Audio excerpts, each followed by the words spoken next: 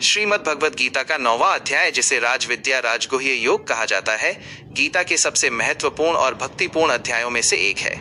इसमें भगवान श्री कृष्ण ने अर्जुन को अत्यंत गोपनीय ज्ञान, सीक्रेट नॉलेज दिया है। इसे राजविद्या इसलिए कहा गया है क्योंकि ये सभी विद्याओं का राजा है, और राजगुह्य इसलिए क्योंकि ये परम गोपनीय रहस्य है। 9वें अध्याय के मुख्य बिंदु की थीम्स। इस अध्याय में भगवान ने अपनी महिमा, जगत की उत्पत्ति और अनन्य भक्ति के फल का वर्णन किया है। 1. परमात्मा की सर्वव्यापकता।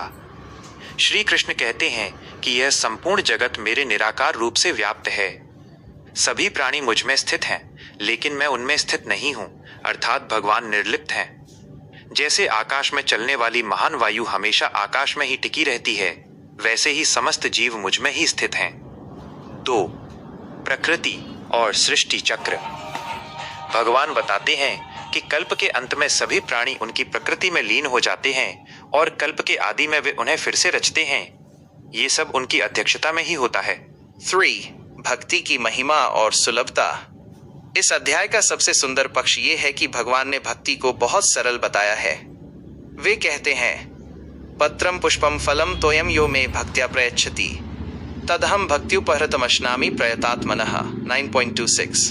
अर्थ, जो कोई भक्त मुझे प्रेम से एक पत्ता, फूल, फल या जल भी अर्पित करता है, मैं उस शुद्ध बुद्धि वाले भक्त के उपहार को स्वीकार करता हूँ।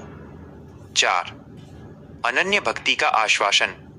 भगवान अर्जुन को विश्वास दिलाते हैं कि जो भक्त निरंतर उनका चिंतन करते हुए निष्काम भाव से भजते हैं, उनका योगक्षेम जो उनके पास नहीं है उसे देना, और जो है उसकी रक्षा करना, वे स्वयं वहन करते हैं। योगक्षेमम वहाम्यहम, यही वाक्य LIC का आदर्श वाक्य भी है।